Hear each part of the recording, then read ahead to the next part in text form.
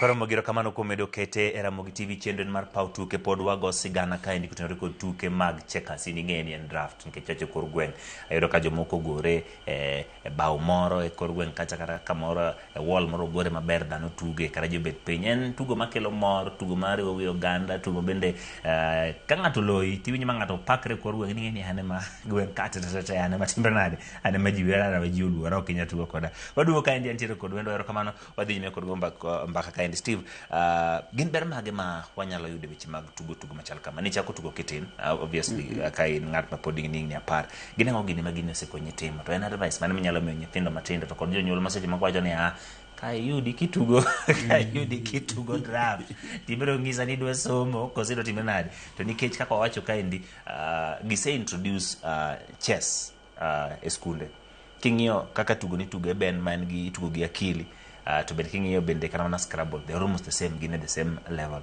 ginago gini ma yacho ni ber miseyude to bende ginago gini minyalo nyiso jonyuol kod nyithindo manyalo dwaro tugo ma draft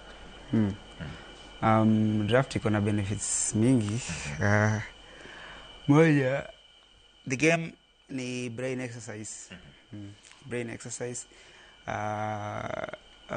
saa zile umechoka ama uko maybe uko down kidogo unaweza enda ukacheza putize time kidogo you exercise brain yeah so entertainment is entertainment kupitia hiyo brain exercise wakati una grow ukiwa mdogo inaweza kusaidia upande wa shule unaona hata mimi nafanya final year ya University of Nairobi mimi ni student wa University of Nairobi so wakati nikifanya hii hizo ma challenges zilikuwa nikipata hapa zilikuwa zinanisaidia na kwa sharp unaona so shule nimependa mathematics sana juu hii pia iko na hesabu ndani yake iko na calculations so inasaidia mental development wakati ukiwa mdogo so ni vizuri watoto watu wakianza wakiwa wadogo wakijifunza so hiyo time ulikuwa unacheza okay when you obviously playing unapata watu wengine wamekushinda umri kidogo and then you play with them ukiwashinda how does it feel huko na uoga as obvious hiyo mara ya kwanza kuna uoga juu nilianza nikiwa naangalia tu sichezi nilianza nikiwa naangalia then kama like 3 years hivi so tuna study lakini nilikuwa saa zingine nikienda pale wale wasee kuna wengine pale wana discourage kuna wasee maybe from the community pia wana discourage juu idea yao ya hii game is different so mimi nilikuwa tu nikipenda nikienda so nilikuwa tu nakaa hapo kwa na visit kwa hiyo club nikiwatch hivyo tu so I think the first time nilicheza siku perform vibaya yeah ulienda competition uliingia direct competition ama ulianza tu kucheza na watu wengine kwa mtaa ilikuwa tu hiyo tu mchezo ya mtaa hiyo ilikuwa tu hiyo mchezo ya mtaa kuna jamaa mwingine hapo tulicheza naye si mnoma sana si mnoma so tuliekewa I think tuliekewa 50 na 50 side kila mtu side yake alafu tucheze game ilikuwa ni best of one hiyo game nikashinda hapo ndo kama sasa okay so when you play kama sisi tunacheza kitugo tukege jomoko koro singika ng'at ma achiel kuom jok mabith mong'eyo tugo ni ineno so ukicheza na watu wengine jok mabende koro dwaro mondo mang'e tugo ni giluor koso seche ma podi tugo ini kaka tugo serious kose mi ng'ato to en ng'ama donje pap nyaki tugi to sharpen knowledge kose seche ma kiwacho ni ma ng'at ma aloyo koro wa tugne mayot yani adhiri mayot mondo at least imiye psych ituga nang'o ina depend na venye umejua game sahi nikianza kucheza I think nacheza serious kwanza. Unashtua mtu kwanza. Kama ni mtu umjui, kama ni mtu umjui unacheza serious. Serious kwanza. Kama ni game serious, ile si maybe si kama relax ile so kama ni game serious naweza cheza tu serious kwanza and then nione venye yako anacheza, then maybe naweza vary after from there. Yeah, so ukiwa shule like when in school bado uko campus, si ndio? And there are those who see you kucheza hii game and they know your level yenye umefika. Do they come wafundishe kucheza hii game ama what happens? No, shule nikiwa campus pale no, sijakuwa approached pale campus. But sasa ukienda kucheza championship na wengine, do they fear ama wako tu sawa weka game tucheze? Yeah, wanapenda tucheze. Yeah, they like. Okay, sawa. Akodugo iri nikech gini osebedo wuoth mar dwaro mondo mi tugo ni okere ose bedo ma en step by step. En kwayo mane ma inyalo chiwo ne jogo ma bende mokwongo gin jogo mandiko kit tuke pacho kaendi. Mar ariyo, jogo ma ohero tugo. Nitie jomoko mohere manyalo sire ma bende gin edho bedo. Ok onyal bedo sirikal, but nyalo bedo ng'at moro mohero tugo manyalo biro siro. Nikech jomoko wacho ni gikwongo ng'iyo gimoro to gini kadhi adonje masiro. En ang'o ma seche moko nyalo biro wuoke kata ber mane manyalo biro bedi. In ng'at mosebedo achiel kuom jogo mosemako tugo ni osesire seche moko tiyo gi mondo wamek wuon mar neno jotugo gi ka gibiro watimo kama wadiero wating'o ng'ato watero US kaka ng'eni mane udhi US mane watugo mane oluwo achiel kachiel ka goji tugo to en bende tugo ok en gima yot. En kwayo mane nyalo chune jok magin johera mag tugo ji ang'eny nitiere mane na to gin johera lakini gibet abeta to be wanyalo donjo. En kwayo mane main. Okay. Number one, kwayo maduong' wan as a federation and financial support. Nikech like now bunch of the World Championship last in June US. They want to slot mar almost 6 players.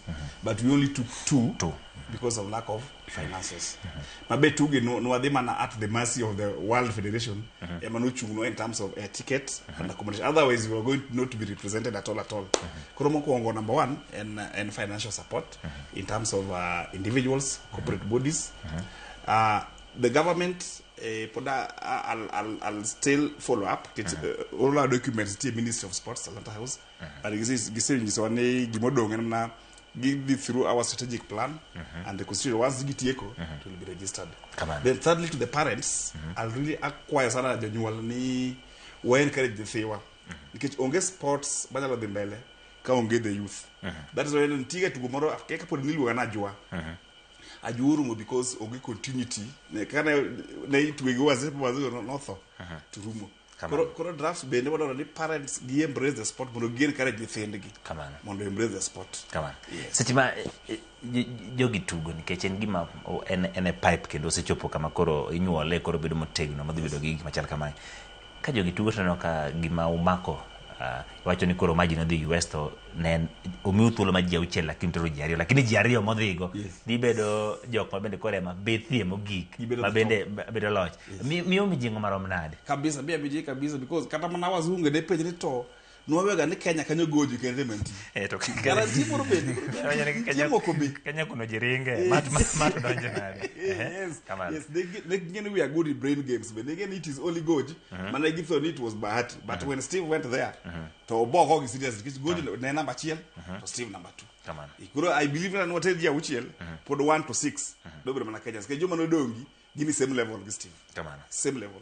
Ng'ato nyalo dwaro ng'eyo ni koro ka koro gima kama timore iyudo unade ka yot mar yudo mondo mi edha gidwa ndikre kodu kata gidwa manyo kama untiere iyudo mayot machal nade nikech mato koro gima osemako mach kendo ka ntiere chenro nikech wacho ni ka ntiere chenro mar dwe makama kendo giwa ministry sani koro ng'iyo mana constitution mondo mi yanga jomoko nyalo wacho ni bas ma koro gima koro nyalo donje chenro jeki wacho jini gini ber donje gini ber wadonje kidi Facebook ng'iyo Kenya Draft Association wan gi fan page marwa koro kanyo nyalo doyo mayot.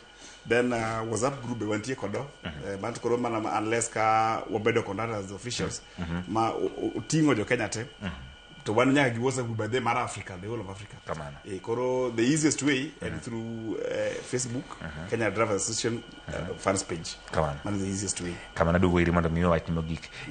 Advice ni mogik ne joma dwa tugo ni nyithindo ma ng'at ma seche moko neni sani to dwaro mondo mi chaki inyalo miyo gi advice mane gidwaro mane ma inyalo bedo godo e weche mag siro tugo ne. Advice yangu game ni poa kama I think chess inachezwa sana kuliko hii, si ndio? But I think with what my experience ya kucheza hii game mimi naweza sema hii ni fun kuliko chess. Mimi naweza sema hii ni fun kuliko chess. So ni game tu poa, so unaona mimi nimeenda US kidogo hivi. So ni game poa tu ya kucheza, ni game poa ya kugrow nayo ikiwa mdogo. Encourage wazazi wasisitize watoto wao pia wajaribu kuna success hapa pia.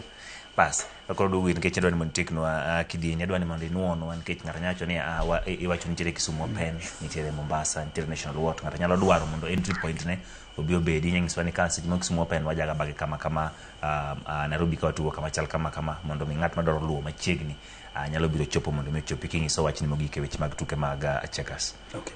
Sawa, kamano. Koro mokwongo every Sunday wabedo gi games ki Mago mini tournaments, mini games kamara. Each and every Sunday. Kamano. Wabedo kod mini tournaments it's a way to social hall. One in Bakasi East constituency. Kamano. Ber kaka wacho ni August wabedo gi Mombasa Open, Mitisupu Hall, Changamwe. Yes, in Changamwe. Then April Kisumu Open watimoga Ofafa Social Hall Kisumu. Then again February wabedo gi Casino Majatema Botara Social Hall in Nairobi. Kamano. Yes. Kumana ku about calendar of events. Kamano. To ere moro mapoda gombo sana mondo I emphasize on. Kamano. En kwayo mara ni kacha gona gima koro winjwa. Kamano. Ni nyithiwa manyalo bedi sports. My sport ma onge retirement age. Onge issue ni in physical disability. Gara pay. Yes, nataka ionge tiende ni nyalo tuge, ionge kile nyalo tuge.